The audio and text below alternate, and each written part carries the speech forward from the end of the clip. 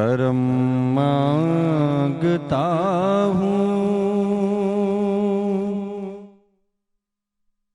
عطا مانگتا ہوں، الہی میں تجھ سے دعا مانگتا ہوں،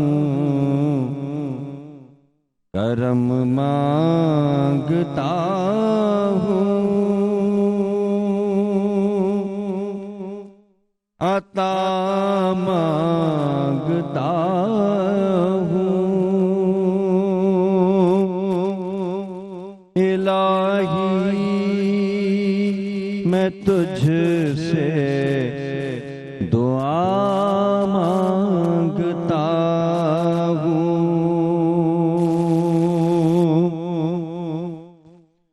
عطا کر دے شان کریمی کا صدقہ، دلا دے مجھے تو رحیمی کا صدقہ، غریبوں کی خاطر دعا مانگتا ہوں، الہی میں تجھ سے دعا مانگتا ہوں، کرم مانگتا ہوں، عطا مانگتا ہوں، الہی میں تجھ سے دعا مانگتا ہوں، جو مفلس ہے ان کو تو دولت عطا کر، جو بیمار ہیں ان کو صحت عطا کر، کریمی کی خاطر دعا مانگتا ہوں، الہی میں تجھ سے دعا مانگتا ہوں، کرم مانگتا ہوں، عطا مانگتا ہوں، الہی میں تجھ سے دعا مانگتا ہوں۔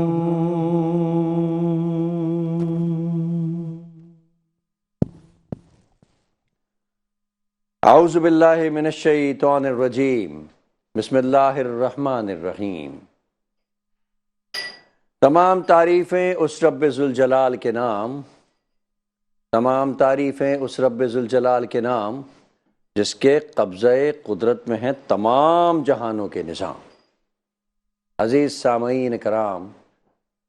السلام علیکم ورحمۃ اللہ وبرکاتہ۔ آپ کی محبتیں، آپ کی چاہتیں، آپ کی دعائیں ایک بار پھر رخت سفر کے طور پر میرے ساتھ، اور انہی دعاؤں کے طفیل الحمدللہ ایک بار پھر آج کی اس عظیم شب کے موقع پر میرا اور آپ کا ساتھ۔ دعا ہے کہ جو ہاتھ بلند ہیں اور بارگاہ ایزدی میں رحم اور کرم کی التجاؤں میں محو ہیں، اللہ رب العزت ان کے لیے آسانیاں پیدا فرمائے۔ سلام ان ہاتھوں کو جو بلند ہیں اور دل ہی دل میں اللہ رب العزت سے محو التجا ہیں۔ سلام ان زبانوں کی جنبش کو جو لڑکھڑاتے ہوئے اپنے رب سے گریہ وزاری کر رہی ہیں۔ سلام ان سماعتوں کو جو اس وقت منتظر ہیں خیر اور کرم کے لیے۔ سلام ان قدموں کو جو اس وقت رب کی جانب بڑھ رہے ہیں۔ سلام ان ذہن میں موجود امیدوں کو، دعاؤں کو، تمناؤں کو کہ جو رب سے گریہ وزاری کرتے ہوئے اپنے معاملات اپنے رب کے سامنے پیش کر دیں۔ سلام ان سماعتوں، ان لمحوں، ان معاملات، ان دعاؤں اور ان عبادت کرنے والے قدموں کو، ان عبادت کرنے والی ہستیوں کو جنہوں نے آج کی اس عظیم ترین رات، آفرینش کی تمام راتوں میں سب سے عظیم ترین رات، اپنے رب کے حضور پیش ہو کر کے اور اپنی التجائیں، اپنی خطائیں جو زندگی میں کارگزاری کی، جو نیک کام کیے، جو کوتاہیاں کیں، اپنے اللہ اور اس کے رسول صلی اللہ علیہ وآلہ وسلم سے اپنی محبتیں، اپنی عقیدتیں پیش کرنے میں جو کمی رہ گئی، کوتاہی رہ گئی، انہیں اپنے رب کے سامنے اپنے نامہ اعمال کے طور پر پیش کر دیا۔ ان تمام کو سلام، سلام، سلام، اور دعا کہ اللہ رب العزت وہ تمام جنہوں نے آج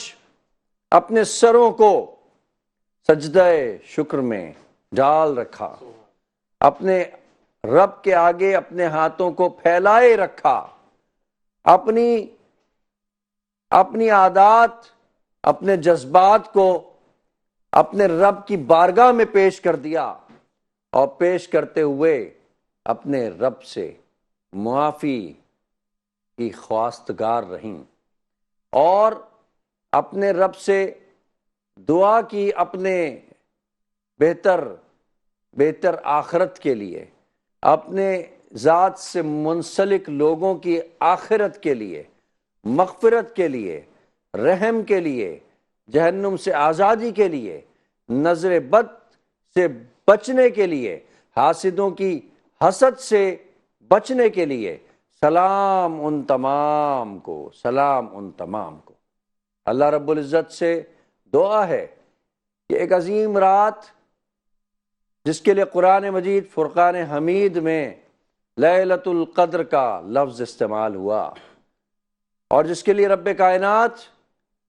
فرماتے ہیں کہ اور تمہیں کیا معلوم، تم کیا جانو، تم کیا اس رات کی فضیلت و عظمت کا اندازہ کر سکو کہ یہ رات کتنی عظیم ہے۔ اور پھر منسوب کرتے ہوئے رب کائنات فرماتے ہیں کہ یہ وہ رات ہے جب ہم نے قرآن مجید فرقان حمید، اللہ رب العزت کی وہ واحد کتاب جو اس کائنات میں شریعت کے طور کے اوپر نازل کی گئی اور اہل ایمان اور اس دنیا میں موجود تمام لوگوں کے لیے مشعل راہ بنا دیا رب العالمین نے قیامت تک کے لیے، رہتی دنیا تک کے لیے، اس عظیم کتاب کے نزول کی رات شب قدر اللہ رب العزت نے ہمیں ایک بار پھر عطا فرمائی۔ ناظرین، آج کی یہ شب قدر بڑی عظیم تھی۔ آج کی اس شب قدر کی ایک عجیب ہی تجلی تھی، آج کی اس شب قدر کا ایک عجیب ہی مقام تھا۔ رات سے ہی چہار سو اللہ رب العزت کے کرم کے نور کو دیکھا گیا۔ وجہ نہ صرف شب قدر تھی، شب جمعہ بھی تھی۔ شب قدر خود مبارک ترین رات کائنات کی تمام راتوں میں، اور جمعے کا دن عظیم ترین دن تمام دنوں میں۔ جب یہ دونوں کا آپس میں ملاپ ہوا تو ایک عجیب کیفیت کا اندازہ ہوا، ایک عجیب صورتحال جو ہر طرف چار سو دیکھی گئی، میرے رب کی صداؤں کی آوازیں، مساجد سے تلاوت کی آوازیں، دعاؤں کی آوازیں، گریہ وزاری کی آوازیں، یہ سب اس بات کی طرف دلیل تھی کہ آج خلقت خداوندی ملول ہے، نادم ہے اپنے کیے پر، پشیمان ہے جو اس نے اپنے رب کے ساتھ جو کرنا چاہیے تھا، جو حق تھا عبادت کا، جو مغز تھا عبادت کا، جو حق تھا نیکیوں کا، جو حق تھا لوگوں کے ساتھ برتاؤ کا، تعلق کا، اور جو حق تھا اپنے رسول صلی اللہ علیہ وآلہ وسلم سے، نبی صلی اللہ علیہ وآلہ وسلم کی اطاعت کرنے کا، وہ ادا نہ کر سکے، وہ عبادت جیسی رب چاہتا تھا وہ عبادت نہ کر سکے، وہ گریہ وزاری جو رب کائنات چاہتا تھا وہ گریہ وزاری نہ کر سکے، وہ عطا جو رب کی طرف سے ہوتی ہے اور جس وجہ سے ہوتی ہے اور جس تعلق کی وجہ سے ہوتی ہے، وہ تعلق رب سے نہ جوڑا جا سکا، اس تعلق کے نہ جوڑے جانے کے اوپر وہ آوازیں اس بات کی نشاندہی کر رہی تھی، ثبوت دیتی نظر آ رہی تھی کہ آج وہ ملول ہیں، وہ گریہ وزاری بتا رہی تھی کہ اپنے رب کی عطاؤں کے لیے تو وہ سب پر امید ہیں، لیکن اپنی خطاؤں کے اوپر نہ دیں۔ مساجد میں ہاتھوں کو بلند کیے ہوئے آنسوؤں کا ان آنکھوں سے ڈھلک جانا اس بات کا احساس تھا کہ ہاں، اپنے رب سے محبت کرنے والی یہ امت اپنے محبوب احمد مختار محمد مصطفیٰ صلی اللہ علیہ وآلہ وسلم کی پیروی اور اطاعت کرتے ہوئے اپنے رب کے سامنے پیش ہو گئے، اور قرآن مجید میں موجود اس آیت کے نتیجے میں جو عبادت کا سلسلہ رب العالمین نے اور اس رات سے جڑ جانے کا پروردگار نے جو عندیہ دیا، وہ آج اس عبادت کے ذریعے وہ کچھ حاصل کرنے کے لیے وہ اپنی عبادتیں مساجد میں، گھروں میں، جہاں جہاں موقع مل رہا تھا لوگوں کو، جگہوں کو پاک صاف کر کے، اپنے آپ کو پاک صاف کر کے کہ آج ہمیں ہمارا رب عطا کرے گا،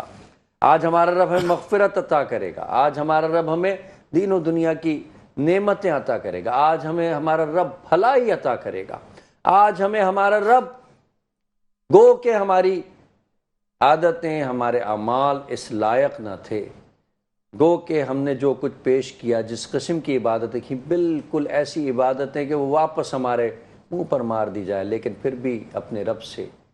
اس امید کے اوپر حاضر ہوئے کہ اے اللہ ہم تیرے ہی بندے ہیں، تو نے ہی ہمیں پیدا کیا، تو نے ہی ہمیں بنایا، تو نے ہی یہ زبان دی، تو نے ہی یہ قدم دیے جو چل کر کے تیری طرف آئے، اب تیری طرف آ گئے ہیں پروردگار، تیری بارگاہ میں پیش ہو گئے ہیں پروردگار، تیری بارگاہ میں سارا رمضان ہم نے یہ روزے رکھنے کی کوشش کی، پروردگار رکھ نہ سکے، جیسا حق تھا ویسا رکھنے کی کوشش کی، عبادتیں کی، جو مدد ہو سکتی تھی لوگوں کی وہ کرنے کی کوشش کی، پھر بھی اس کا حق ادا نہیں کیا جیسا تو چاہتا تھا۔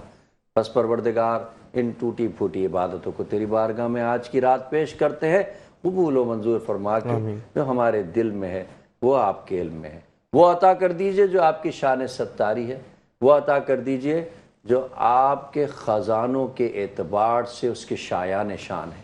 یہ آرزویں، یہ دعائیں اے اللہ آج تیری بارگاہ میں کروڑوں تیرے بندوں نے پیش کی ہیں، اور تو وہ بادشاہ ہے کہ تیرے خزانوں میں کسی قسم کی کمی نہیں ہے، اور پروردگار تو ہر اس بندے کو عطا کرے گا جس نے آج کی رات تجھ سے اپنا تعلق جوڑا، اور جس نے آج یہ رات تیرے ساتھ گزاری۔ اصل میں اس رات کی لذت اور اس رات کی فراوانی، اس رات کے احساسات، اس رات کا جو اصل مغز ہے اور جو تجھ سے، تیرے حبیب سے تعلق کا جو سلسلہ ہے، وہ وہی محسوس کر سکتا ہے۔ اے اللہ ان تمام کے لیے دعا کہ جنہوں نے آج آپ کی بارگاہ میں پیش ہو کر کے اپنی عقیدتیں، اپنی آرزویں آپ کے سامنے پیش کی، پروردگار ان سب کو مقبول عام کر دے، ان کی دعاؤں کو مقبول فرماتے ہوئے انہیں وہ سب کچھ عطا کر دے جس کی کہ وہ دعا کرتے تھے اور جس کی وہ دعا کر رہے ہیں اس پروگرام کی توسط سے۔ ناظرین، آج 27واں روزہ شروع ہو گیا الحمدللہ، اور 26 روزے آج ہم سے جدا ہو گئے۔ فقط 3 یا 4 روزے اب ہمارے ساتھ رہ گئے ہیں۔ ہم کوشش کریں گے کہ ان 3 اور 4 روزوں میں رب کو راضی کریں، جو ہم نے غلطیاں کوتاہیاں کر دیں انشاءاللہ ان سے اجتناب کریں، تاکہ اللہ رب العزت کی رحم نہ صرف ہم پر بلکہ ہمارے ساتھ موجود لوگوں اور ہماری نسلوں تک چلتے رہیں۔ آج تمہید کچھ طویل ہو گئی، علامہ صاحب میرے ساتھ موجود ہیں، ان سے بھی آج کی اس عظیم رات کے حوالے سے گفتگو کریں گے کہ اس عظیم رات کی وقت اور عرفت کیا ہے۔ اگر اس سال ہم اس کی عرفت کو نہ جان سکے تو پروردگار سے دعا ہے کہ اگلے کئی سال ہمیں عطا فرمائے کہ اگر ہم نے پچھلی راتوں میں وہ کچھ نہ کیا جو ہم نے کرنا چاہیے تھا تو ہم آگے کر کے اپنے رب کو منا سکیں۔ اسی تعلق کے ساتھ اسی سلسلے کو جوڑتے ہوئے السلام علیکم ورحمۃ اللہ۔ علامہ صاحب بہت شکریہ، آپ تشریف لائے، اور آج 26واں روزہ بھی ہم سے جدا ہو گیا، اور آج میں چاہوں گا کہ آپ لیلۃ القدر کے حوالے سے بتائیں کہ یہ رات کی کیا عظمت ہے، اور وہ لوگ انہیں مبارکباد دیں جنہوں نے آج کی رات اللہ رب العزت سے اپنا تعلق جوڑا، لیکن وہ ان لوگوں کو بھی جو تعلق کو نہ جوڑ سکے ان کے لیے اب کیا مقصد، ان کے لیے امید کی کرن کیا ہے، یہ ضرور بتائیے گا۔ بسم اللہ الرحمن الرحیم۔ اعوذ باللہ من الشیطان الرجیم، بسم اللہ الرحمن الرحیم۔ قرآن مجید میں اللہ تبارک و تعالی نے ارشاد فرمایا انا انزلناہ فی لیلۃ القدر،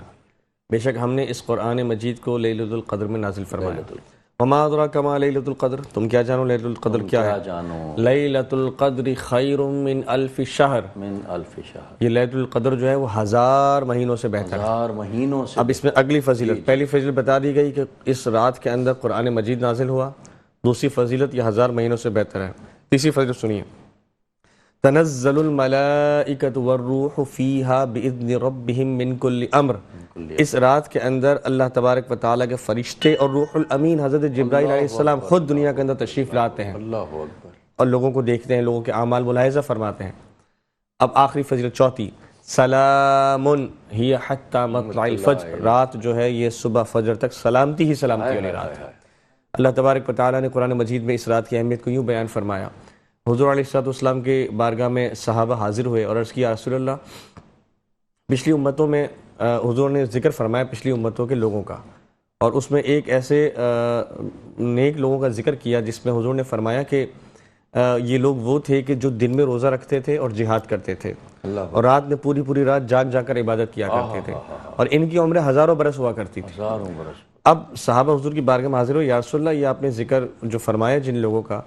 تو ہماری تو عمریں کتنی ہیں، 50 60 100 70 سال، 100 سال، 100 سال بہت زیادہ، یہ تو بہت زیادہ ہے، تو ہم ان عبادتوں کا کیسے مقابلہ کر سکیں گے؟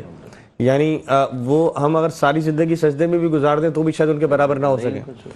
تو اللہ تبارک و تعالیٰ نے پھر مسلمانوں کو تحفہ عطا فرمایا کہ لیلۃ القدر خیر من الف شہر، حضور نے فرمایا اس ایک رات میں عبادت کر لو، اللہ تبارک و تعالیٰ 1000 مہینوں کا ثواب تمہیں عطا فرمائے۔ اللہ اکبر، اللہ اکبر۔ اچھا، ایک تو یہ اہمیت، دوسری اہمیت، حضور علیہ السلام نے 1 سال پورے رمضان کا اعتکاف کیا، پہلی سے لے کر 30 تاریخ تک، مفہوماً عرض ہے، دوسرے رمضان پھر آخری 2 اشروں کا اعتکاف کیا، اور تیسرے رمضان پھر آخری اشرے کا اعتکاف کیا۔ 3 سال مسلسل آپ نے یہ پریکٹس فرمائی، اور پریکٹس فرمانے کے بعد پھر صحابہ سے ارشاد فرمایا کہ اے صحابہ،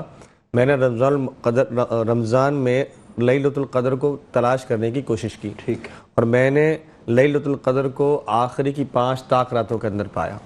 تو 5 راتوں میں سے کوئی بھی ایک رات وہ شب قدر ہو سکتی ہے۔ اب اس کی کچھ نشانیاں بھی بزرگوں نے بیان فرمائی، جیسے کہ آج کی جو رات تھی وہ ممکنہ طور پر کافی امکان تھا کہ اس کا کہ وہ شب قدر ہے۔ کیوں؟ کیونکہ بزرگوں نے فرمایا کہ جس دن جماعت المبارک آ جائے 5 راتوں میں سے، اس کے قوی امکانات ہوتے ہیں کہ وہ جو ہے جس دن شب جمعہ پڑ جائے، شب جمعہ، تو اس کے قوی امکانات ہوتے ہیں کہ قدر کا بھی اس دن 25ویں ہو، بالکل، چاہے وہ 23ویں ہو چاہے 25ویں ہو، اگر وہ شب جمعہ پڑ جاتی ہے تو اس کے قوی امکان ہوتے ہیں کہ وہ لیلۃ القدر۔ مطلب ایک واضح طور پہ اللہ تعالیٰ انعام دے رہا ہے کہ آج جمعہ بھی ہے اور 27ویں، جب یہ ایک میں سمجھتا ہوں کہ جیک پاٹ تھا ہمارے لیے۔ جی بالکل ایسا ہی ہے نا۔ اچھا اس میں ایک اور بات یاد رکھنی چاہیے کہ جو 27 رمضان المبارک ہے، اس کی خصوصیت یہ ہے کہ جس وقت پیارے آقا صلی اللہ تعالیٰ علیہ وآلہ وسلم غار حرا میں موجود تھے اور حضرت جبرائیل تشریف لائے اور عرض کی کہ یا رسول اللہ اقرا پڑھیے، حضور نے فرمایا میں نے دنیاوی طور پر کسی سے تعلیم حاصل نہیں کی، پھر واپس فرمایا اقرا، حضور نے پھر فرمایا دنیاوی طور پر تعلیم حاصل میں نے کسی سے نہیں کی، پھر حضرت جبرائیل نے آپ کے سینہ مبارک پر اپنا ہاتھ رکھا، حضور فرماتے ہیں کہ میرا سینہ بالکل کشادہ ہو گیا، روشن ہو گیا، اور مطلب ٹھنڈک محسوس کی میں نے۔ پھر حضرت جبرائیل نے فرمایا آپ اقرا باسم ربک الذی خلق خلق الانسان من علق اقرا وربک الاکرم الذی علم بالقلم علم الانسان ما لم یعلم۔ یہ 5 آیتیں آپ نے تلاوت کی، حضور علیہ السلام آپ کے پیچھے پیچھے تلاوت کرنے لگے۔ تو یہ جو واقعہ ہوا غار حرا کے اندر، یہ جو 27 رمضان المبارک کی رات ہے، یہ واقعہ اسی رات رونما ہوا۔ تو یہ جو 27 تاریخ ہے خاص طور پر، اس کو یہ خصوصیت حاصل ہے کہ چاہے یہ شب قدر ہو یا نہ ہو، یہ نزول قرآن کی رات ضرور ہے، نزول قرآن کی تو رات۔ یہ 27 تاریخ اسی لیے جو نا آپ دیکھتے ہوں گے کہ ہماری مساجد کے اندر زیادہ تر 27 رمضان المبارک میں قرآن مجید ختم کا اہتمام ہوتا ہے، اور وہ اسی وجہ سے ہوتا ہے کہ چاہے شب قدر ہو یا نہ ہو، نزول قرآن کی رات ضرور ہے۔ اللہ تعالیٰ نے اس رات میں قرآن مجید کو نازل فرمایا، اور رات ہی کا ٹائم تھا۔ یہ فرمایا بزرگوں نے کہ جب حضرت جبرائیل تشریف لائے غار حرا میں تو وہ رات ہی کا وقت تھا، اور رات ہی میں حضور علیہ السلام عبادت فرما رہے تھے، اور رات ہی میں اللہ تبارک و تعالیٰ کی آیتیں آپ پر نازل ہوئی۔ تو یہ ایک جو ہے اس رات کی فضیلت۔ پھر اس کی دوسری فضیلتوں میں یہ بھی آیا کہ حضور علیہ السلام کی احادیث کے مطابق اس رات میں اللہ تبارک و تعالیٰ لاکھوں کروڑوں لوگوں کو جہنم سے آزادی عطا فرماتا ہے، اور اس میں پھر کچھ فرمایا کہ کچھ لوگوں کو اس میں استثناء ہے، ٹھیک ہے، کہ جن کے اللہ تعالیٰ مطلب معافی نہیں فرماتا۔ یہ جو فضیلتیں ہیں، یہ شب برات جو آتی 15 شعبان معظم اور یہ شب قدر، دونوں کے لیے بزرگوں نے فرمائی کہ یہ اپلیکیبل ہیں، دونوں بڑی راتوں کے لیے اپلیکیبل ہیں۔ وہ یہ ہے کہ جو ماں باپ کا نافرمان ہو اور ماں باپ اس سے ناراض ہو تو ہو سکتا ہے کہ اللہ تعالیٰ اس سے ناراضگی کا اظہار فرمائے، اس کی مغفرت نہ فرمائے۔ جو نہیں ماں باپ کا نافرمان، شرک تو سب سے پہلے، اس میں تو کوئی بالکل، دوسرا ہے ماں باپ کا نافرمان۔ پھر فرمایا کہ جو شخص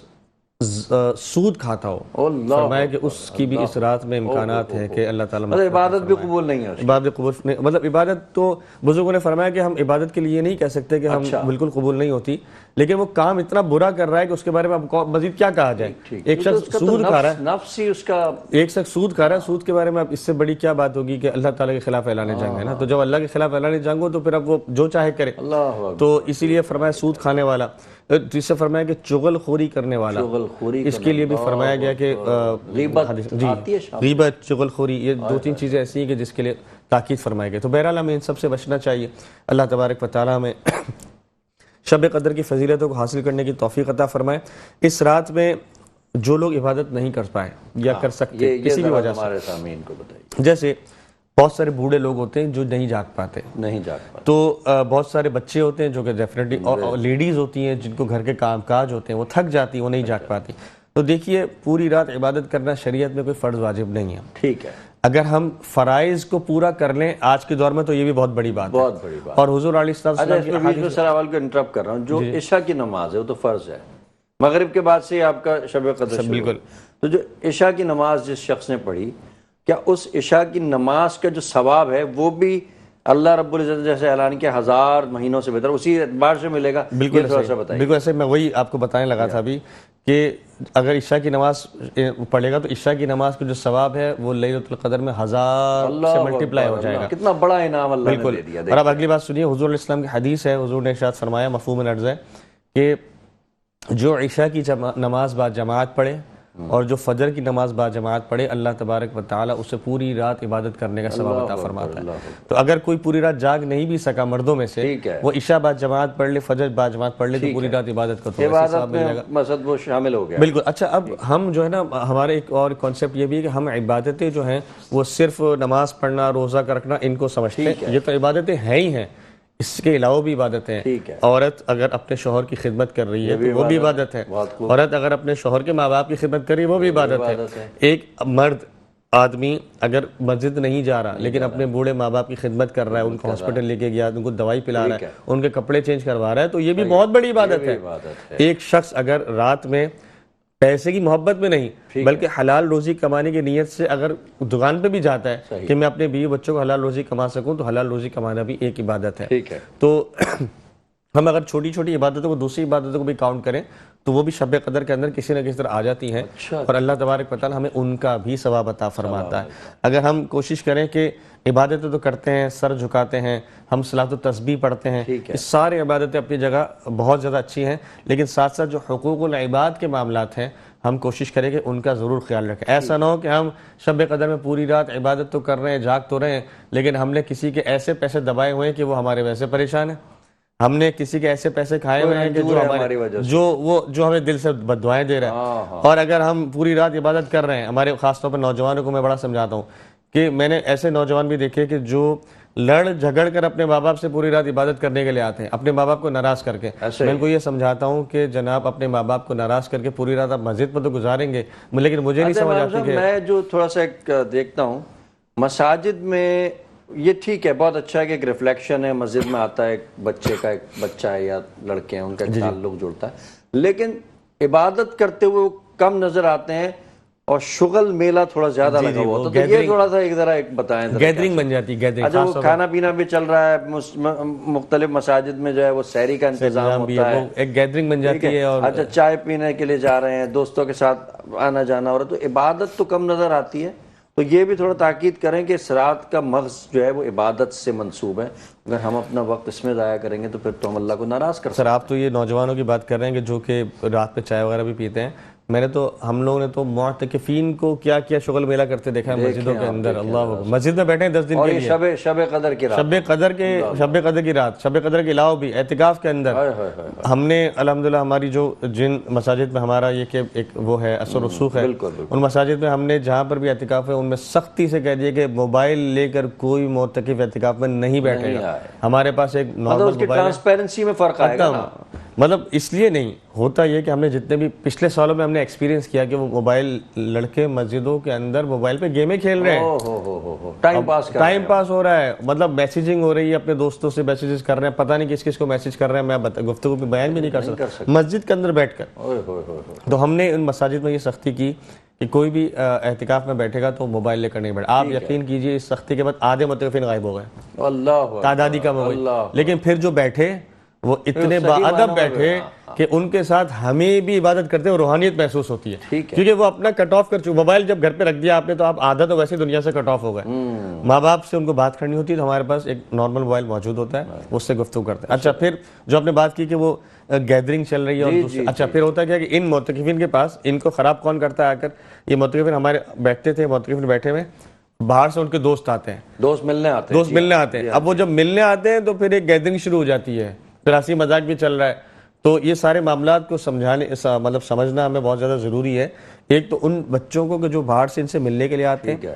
ملاقات ضرور کریں، لیکن ساتھ آئیں تو اس نیت سے آئیں کہ وہ اللہ کے گھر میں آ رہے ہیں، اللہ کے گھر، مطلب سب سے آپ مطلب اللہ کا مسجد کو اللہ کا گھر ہونے سے تو کوئی انکار نہیں کر سکتے نا۔ آپ یہ سوچیں کہ آج جفت رات ہے، طاق رات نہیں ہے، یہ طاق رات تو 23 کو ہو گئی ہوگی، آج 27 ہے، آپ کچھ بھی سوچ لیں، لیکن مسجد اللہ کا گھر ہے، اس کے تقدس کو ہمیں ہر وقت ملحوظ خاطر رکھنا ہے، چاہے وہ رمضان ہو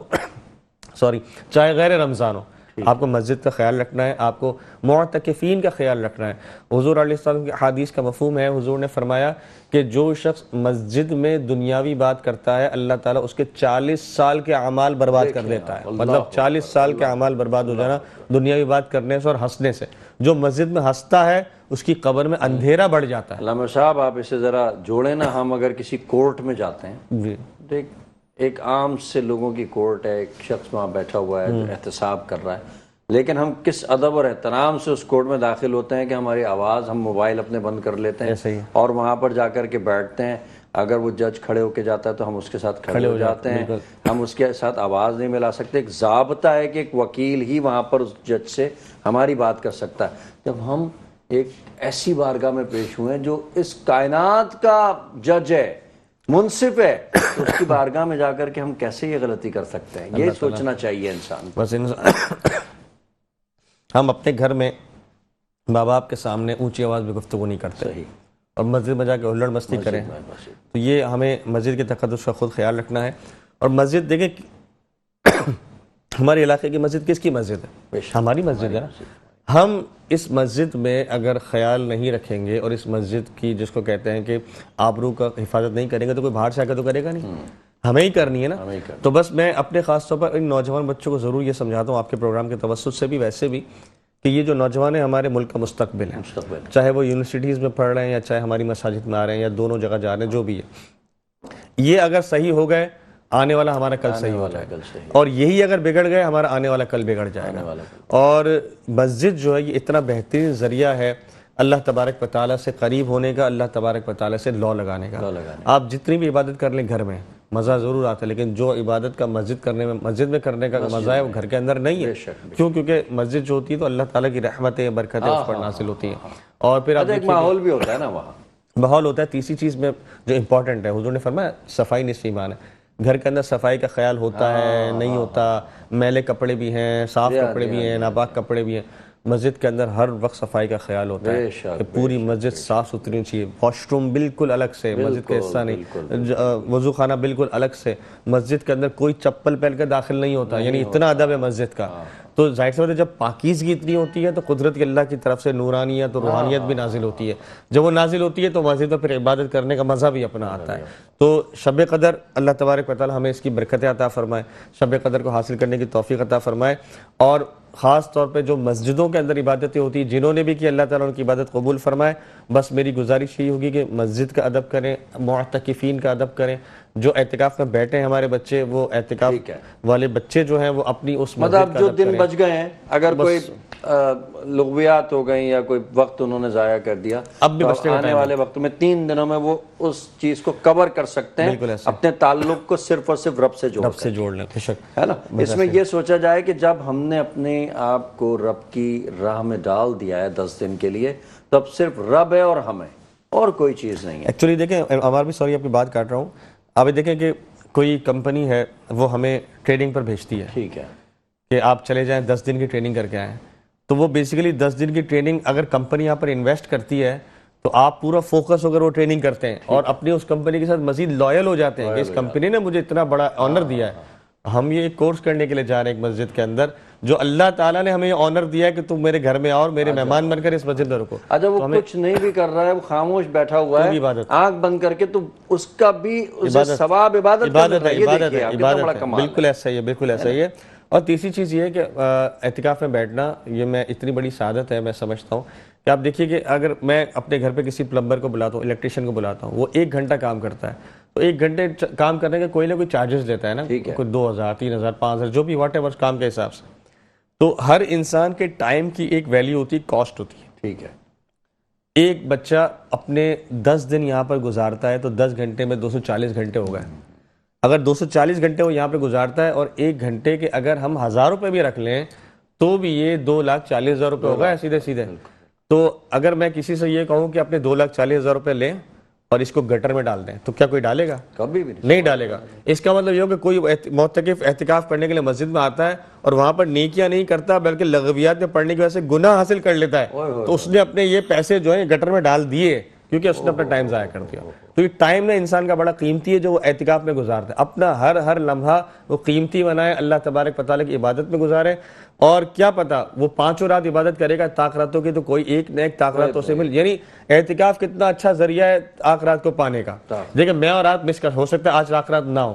تو ہم نے اگر پچھلی راتوں میں عبادت نہیں کی تو ہماری تو مس ہو گئی، لیکن معتکف کو تو ملے گی ہی ملے گی. تو اب لیکن وہ کب ملے گی؟ جب وہ اس ذہن سے جائے گا اور عبادت کرے گا. لغویات میں پڑھے گا تو کیا. بہت خوب. علامہ صاحب ایک سوال ہے میرے پاس ہماری بہنوں کی طرف سے. یہ فرمائیں کہ مردوں کے لیے تو چلو اعتکاف کا مساجد کے اندر اہتمام ہو جاتا ہے، وہ جاتے ہیں اپنا. خواتین کے لیے کیا طریقہ کار ہے اعتکاف کرنے کا؟ گھر پر وہ چاہیں کہ ہم اعتکاف کرنا چاہتے ہیں تو کس انداز میں، کیسے اس کا حق ادا کریں گی؟ یہ تھوڑا سا فرمائیں. بسم اللہ الرحمن الرحیم. عورتیں جو ہیں ان کو بھی اعتکاف کی اجازت ہے اور صحابیات سے یہ عمل جو ہے نا منقول رہا ہے. اور اس کا طریقہ کار یہ ہوتا ہے کہ گھر میں کوئی حصہ مختص کر لیں، کمرے کا کوئی حصہ یا پورا کمرہ چلے کر لیں. ٹھیک ہے. لیکن بہتر یہ کہ کمرے کا کوئی حصہ مختص کر لیں جس میں وہ رہیں گی ہر وقت اور وہیں عبادت کریں گی. اس سے صرف باہر اس وقت نکلیں گی کہ جب ان کو واش روم کی حاجت ہوگی. اس کے علاوہ وہاں سے باہر نہیں نکلیں گی. کھانے پینے کے لیے بھی باہر نہیں، کھانا بھی اس حصے کے اندر کھائیں، وہیں پر دیا جائے گا ان کو. اگر عورت کو صرف اس صورت میں اجازت ہے کہ جس کا شوہر بیمار پڑ گیا، وہ بستر سے نہیں اٹھ سکتا اور اس کو کھانا بستر پر دینا ہے، اب عورت کی اجازت ہے کہ اپنے اس حجرے سے یا اپنے اس سرکل سے باہر نکلے اور سحری بنائے یا افطاری بنائے، اپنے شوہر کو پیش کرے، واپس اس سرکل کے اندر آ جائے. تو یہ صرف مجبوراً اجازت ہے، ورنہ کوشش کرے کہ اپنے، ظاہر سی بات ہے عورتیں وہی اعتکاف میں بیٹھیں گی کہ جن کے ساتھ دوسری عورت گھر کے اندر سپورٹ میں، والدہ بیٹھ رہی ہے تو بیٹی ہے. اچھا، جو خواتین اعتکاف میں بیٹھی ہیں ان کے لیے یہ ذمہ داری تو نہیں ہے کہ انہوں نے کچن کا بھی کام؟ نہیں بالکل نہیں ہے. پھر وہ سختی ہے نا، وہ سختی ہے کہ وہ جو نا کوئی بھی دنیاوی کام، مطلب کھانا پکانا بھی یوں دیکھا جائے تو ایک دنیاوی کام میں آ ہی جاتا ہے کسی طریقے سے. ویسے تو خیر یہ بھی عبادت ہے اگر عبادت کی نیت سے کی جائے، لیکن پھر بھی اسٹل مطلب دنیا سے اپنے تعلق کو توڑنا ہے نا، تو پھر یہ کھانا پینا وغیرہ، یہ صرف کھانا بھی. دیکھیں بزرگوں سے ہم نے کیا سیکھا کہ اعتکاف کے اندر مسجد میں بھی جب بیٹھتے تھے تو ہم نے بزرگوں کا طریقہ دیکھا کہ اعتکاف میں کوئی کھانے پینے کے لیے نہیں بیٹھا جاتا ہے، صرف اتنا کھاتے ہیں کہ بس زندہ رہ لیں، باقی وقت عبادت کے اندر لگانا ہے. تو اسی طرح لیڈیز جب اعتکاف کریں گی تو وہ بھی صرف اتنا کھائیں گی کہ بس کھانا ہے، بس اپنا تاکہ گزارا ہو جائے، باقی سارا وقت جو ہے اللہ کی عبادت میں گزارنا ہے. ہاں آرام بھی کرنا ہے، وہ وقت پر سوئیں، وقت پر اٹھیں، اور جو ہے وقت پر افطاری کریں، سحری کریں، وقت پر عبادتیں کریں، قرآن مجید کا جتنا زیادہ زیادہ پڑھنے کا اہتمام کر سکتی ہیں کریں، دینی کتب پڑھیں، نماز کے مسائل پڑھیں. اس سارے جو اپنے کام ہیں وہ اپنے اس سرکل کے اندر جو انہوں نے حصہ مختص کیا ہے اس حصے کے اندر وہی کام کر سکتی ہیں. شرعی طور پر ان کو بھی معتکفین کا ہی ثواب ملے گا. بالکل ایسا ہی، ویسا ہی ثواب ملے گا جیسا مساجد کے اندر مردوں کو ملتا ہے. لڑکے، باقی تو نیت کے اوپر ہے، اللہ تعالیٰ چاہے تو عورتوں کو زیادہ ثواب عطا اور موبائل کے حوالے سے بتا دیں کہ موبائل استعمال، موبائل تو بالکل استعمال، مطلب اعتکاف کی حالت میں عورت موبائل بالکل استعمال بند کر دیں، موبائل بند کر دیں موبائل، یا اپنے اس حصے کے باہر رکھ دیں. مطلب اگر ان کے موبائل پہ فون آتا ہے، ان کی بیٹی اٹھا لیتی ہے، کسی کا کال آتی ہے کہ جی وہ فلاں جو ہے وہ اعتکاف میں میری ذرا بات تو کروا دینا، تو وہ جی کمرے میں اس طرح سے موبائل اندر کر دیا، کوشش کریں گے منع کر تو وہ بات اگر کر لی تو کیا اس میں؟ اچھا اب اس میں دیکھیں، اب اس میں یہ ہے کہ دیکھیں اب جو سختی مردوں کے لیے نا وہ سختی اتنی عورتوں کے لیے تو نہیں ہے، کیونکہ مرد مسجد کے اندر بیٹھتا ہے، مسجد کا اپنا تقدس ہے کہ مسجد میں تو دنیاوی بات ہو بھی نہیں سکتی. لیکن عورتوں کے لیے اتنی زیادہ سختی نہیں ہے کہ ہم ان کو یہ کہیں کہ آپ بالکل بھی بات نہیں کر سکتی، لیکن جتنا اجتناب کریں گے اتنا بہتر ہے. اب جیسے نارمل فون آیا کہ وہ اپنا میں نے 2 درزی کو کپڑے دیے تھے اور اس کا کیا، تو یہ بہت دنیاوی بات ہے. اگر یہ 2 دن یا 4 دن ٹھہر کر عید کے دن کر لی جائے گی اس میں کوئی حرج نہیں ہے. اور اگر آپ کو اتنی ٹینشن دی تو آپ اعتکاف میں بیٹھنے سے پہلے سارے کام کرنے چاہیے، پہلے کر لیں، اپنی ذمہ داری ہے پہلے سے حل کریں. اللہ نہ کرے ہاں کوئی ایسی انفارمیشن ہے کہ اللہ نہ کرے کسی کی طبیعت بہت زیادہ خراب ہو گئی ہے، آپ کے کوئی رشتہ دار ہیں، ان کے لیے آپ دعا کر دیجیے گا، اس لیے کوئی کہہ رہا ہے فون پہ، تو پھر تو وہ بات سنی جا سکتی ہے. سبحان اللہ. علامہ صاحب بہت آپ سے آج مفید گفتگو ہوئی. ناظرین کرام، میری بہنوں، اصل تعلق ہے، اصل معاملہ ہے رب سے جڑ جانے کا. جب رب سے ہم جڑ گئے ان چند دنوں کے لیے تو پھر ہمیں دنیا کی لذتوں سے ناآشنائی حاصل کرنی ہوگی. ہمیں اس انداز میں اپنے آپ کو اپنے رب کے سامنے پیش کرنا ہے کہ اے اللہ صرف آپ ہی ہیں. تو جو معتکفین ہیں، اب یہ اعتکاف کا سلسلہ چل رہا ہے، تو ان سے یہی گزارش ہے کہ جیسے علامہ صاحب نے بتایا کہ ہم نے اپنے رب سے تعلق کو جوڑنے کے لیے چند دنوں کے لیے مسلسل مستقل انداز میں دنیا سے اپنے تعلق کو ختم کر دینا ہے، اور رب کی خوشنودی بھی اسی میں ہے. اللہ رب العزت ہمیں رمضان کے روزوں کی فضیلتیں، برکتیں، رحمتیں سمیٹنے کی توفیق عطا فرمائے. آج کی جو رات پروردگار جو دعائیں ہم نے آپ کی بارگاہ میں پیش کی، ان دعاؤں میں خاص الخاص صحت کی دعا، حفاظت کی دعا، دشمنوں سے کے شر سے بچنے کی دعا، پروردگار حاسدوں کی نظر بد سے بچنے کی دعا، پروردگار دنیا میں دین اور دنیا دونوں کی کامیابی کی جو دعائیں پیش کی قبول و منظور فرما. انہی خیالات کے ساتھ اپنے میزبان اور علامہ صاحب کو اجازت دیجیے. انشاءاللہ کل پھر ملاقات ہوگی. اللہ حافظ و نگہبان. پاکستان زندہ باد.